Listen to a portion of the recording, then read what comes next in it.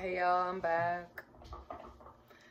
And today I'm talking about cursed practices, like cursed behaviors by God and cursed items.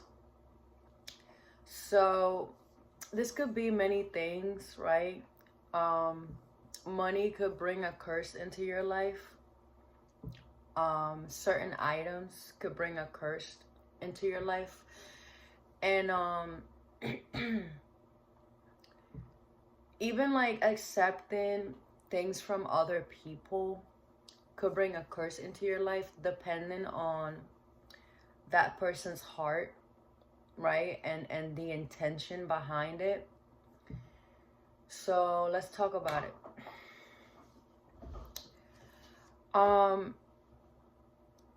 So let's talk about money first. You know, you heard that saying, all money ain't good money. That's true. So God speaks about this in the Bible, right? We're not supposed to take bribes from people. We're not supposed to take money to do hurtful things, to imply pain on others. And sometimes there's also psychological effects to this, because people may give you money for their own selfish reasons, right? Or even like a gift or an item with their own selfish reasons, and you may not be aware at the time, but this causes effects in your body, it causes effects in your mind, and you know, it also affects your faith to God. All right, so let's talk about money. All right, let's talk about money first. I'm gonna go to Exodus, and it's gonna be 23:8. It says, "You shall take no bribe, for a bribe blinds the discerning and perverts the words of the righteous." So this could happen in many ways. Let's say you're having a problem, right? And the only way you can solve it is with money. People sometimes, because of their own selfish hearts, their own issues that they're not addressing, right, in their walk with Christ, they might have unrepented sin. They might ask you to do things that are not moral, that are not righteous, in order to give you money. And it's up to you to discern that moment. It's up to you to realize that that's not something that you want to engage in, okay? Again, I'm going to read it again. This is Exodus 23:8. "And y'all shall take no bribe, for the bribe blinds the discerning and perverts the words of the righteous." Again, this goes also with lying for money, right? Like, let's say you help someone lie on someone else, and you get paid to do that. Like, that's a bribe, right? Like, these things, they corrupt you, they corrupt your mind, they corrupt your morals, they corrupt your values, and God doesn't take well to that, okay? I'm gonna go to Proverbs.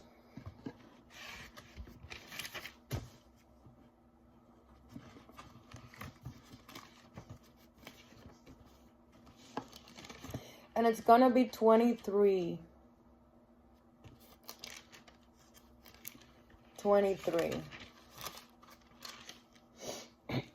And it says, "Buy the truth and do not sell it." So you shouldn't sell the truth, okay?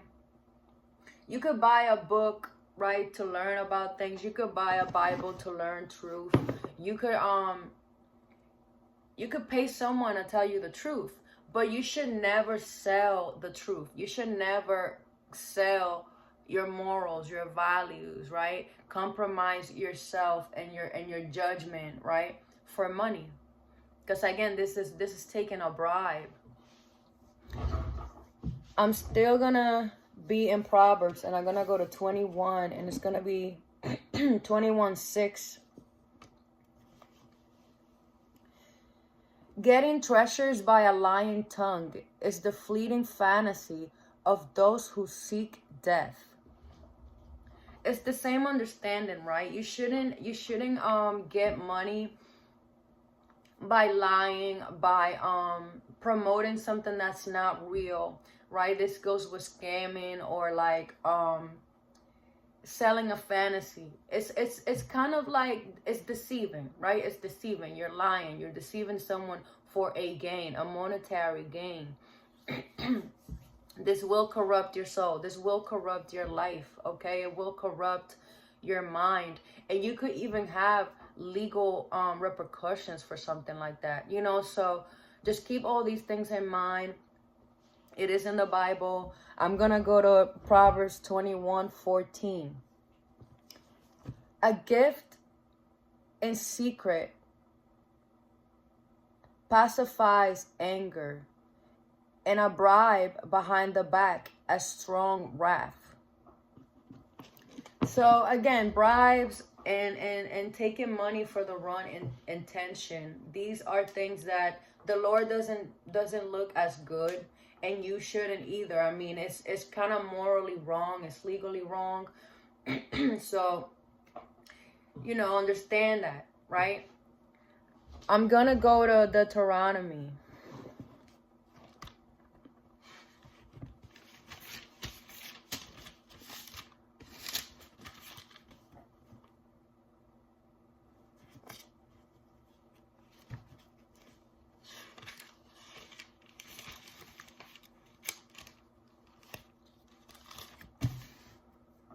It's gonna be 7.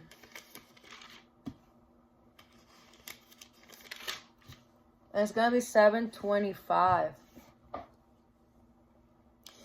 You shall not burn the carved images of their gods. You shall not covet the silver or gold that is on them, nor take it for yourselves, lest you be snared by it. For it is an abomination to the Lord your God, nor shall you bring an abomination into your house, lest you be doomed to destruction like it. You shall orderly detest it and orderly abhor it, for it is an accursed thing. So this also goes back to like items that are like not of the Lord as well. Not so much money, but like money as well. But let's say that we're talking about items also, right? There's certain things that the Lord speaks of being cursed, which are like witchcraft items. You could talk about crystals, tarot cards, occult things, right?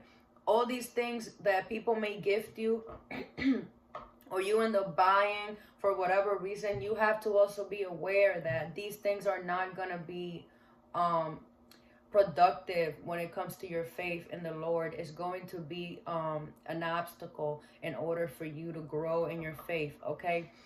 You have to get rid of these things, okay? Also, make sure that you understand the intention behind of a gift. A lot of people may give you a gift with the wrong intentions, okay? Sometimes people may gift you something in order to give you a sense of debt, right? Now you feel like you owe this person something. You have an obligation to this person, right? And you may also feel like you may feel guilt about something that you were gifted, right? If it's something expensive, you may feel like you're guilty of something for taking this big gift, right? And now you owe this person a favor or some kind of reciprocity, right? So these things have psychological effects. So always discern the intention behind an item, the intention behind money, because all of these things are very real, okay? There's also the understanding that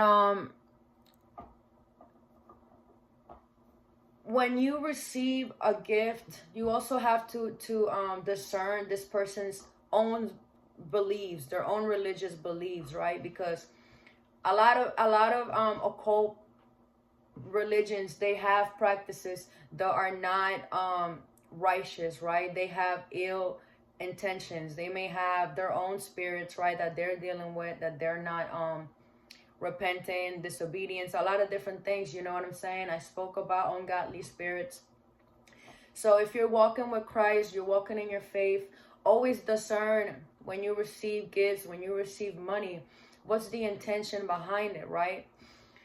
And I'm going to talk about that. I'm going to go to Deuteronomy again, and it's going to be 27.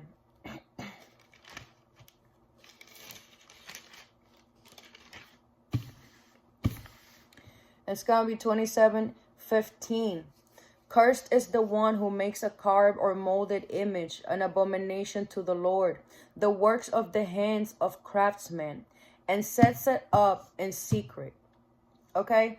So sometimes you may not be aware that someone had an ill intention with an item that they gave you. They may have done their own practices on that item and gifted it to you for whatever reason. And again, not that it's going to actually have an effect in your life per se, but you should discern, right? You should have discernment on the intention behind what you're being gifted, the money that you're being given, opportunities that you're being presented with. Okay, a lot of these things, it could be done to afflict you. It could be done to make you stumble and change your values, change your morals. And this is your responsibility, you know, to understand and avoid these things. I'm gonna go to Job.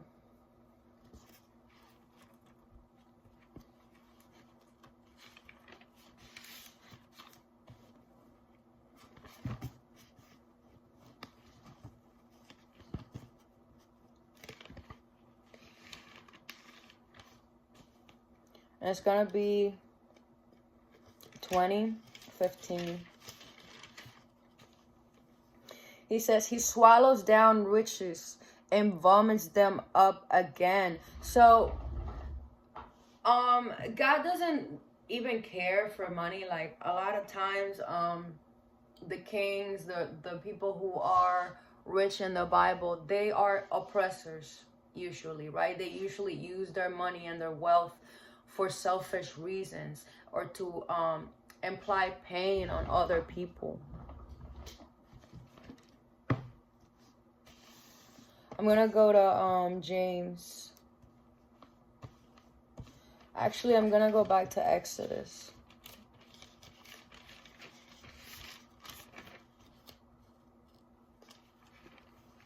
And it's gonna be 22:18.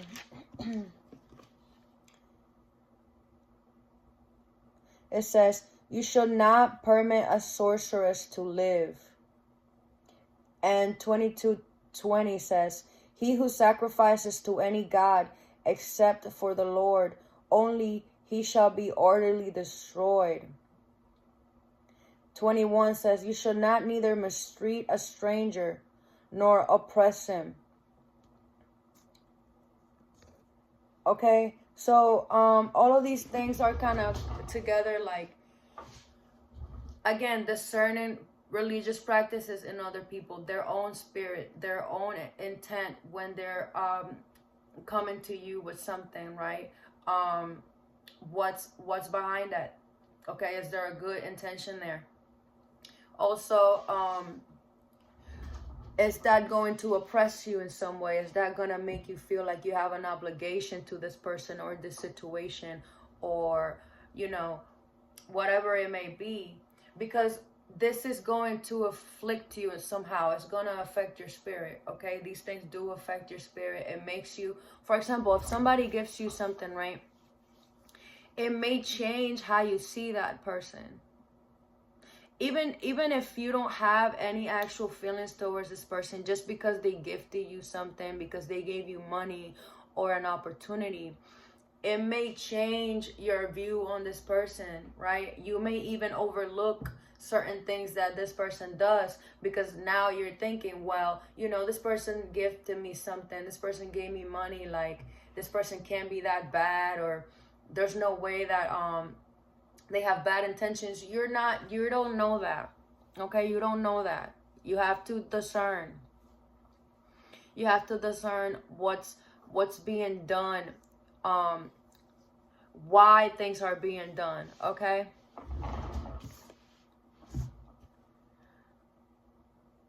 And now I'm gonna go to James.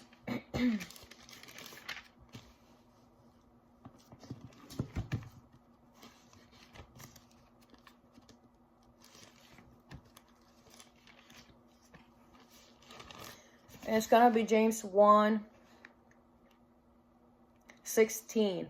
Do not be deceived, my beloved brother. Every good gift and every perfect gift is from above and comes down from the Father of lights, with whom there is no variation or shadow of turning.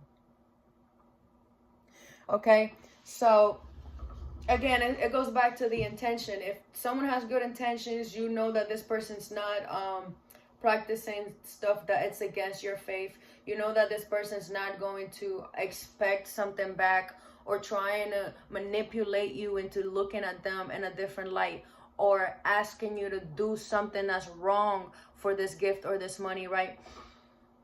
Don't be deceived, right? Don't think that every single thing is done with a good intention. And also, someone shouldn't change their mind about giving you something, because again, give, and y'all shall receive, and all these things, the loving a brother and one another. Okay, if you do something, it should be from the humbleness of your heart. It shouldn't be with an expectation of an action behind it, right? So yeah, keep all these things in mind. I thought that this was needed, because it could make us stumble in our walk. And I hope that it helps someone understand something. And love, peace. See you next time.